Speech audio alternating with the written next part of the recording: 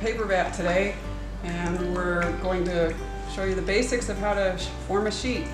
Right now what I'm doing is I've got the cotton pulp in this vat, and by waving at it like this, I get the fibers moving. It's called charging the vat.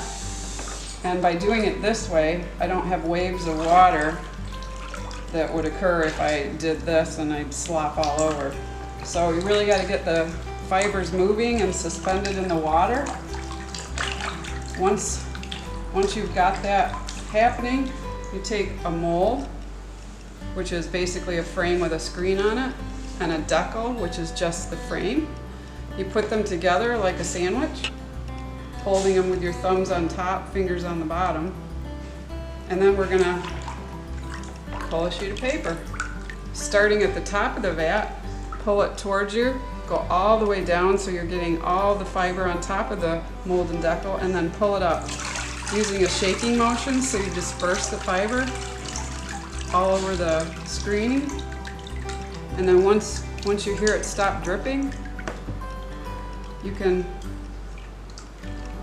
pull the mold off, and you've got the beginnings of a sheet of paper.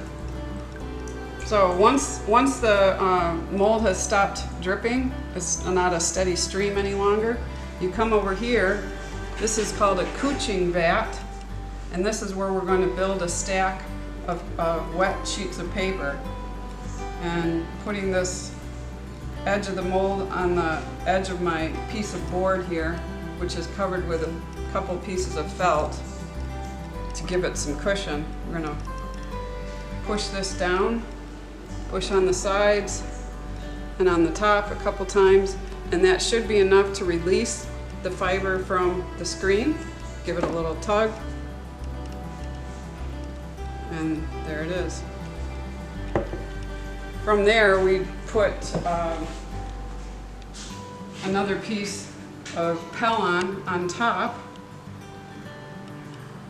and then the next sheet of paper will go right on top of that until we've built a stack or a post of paper.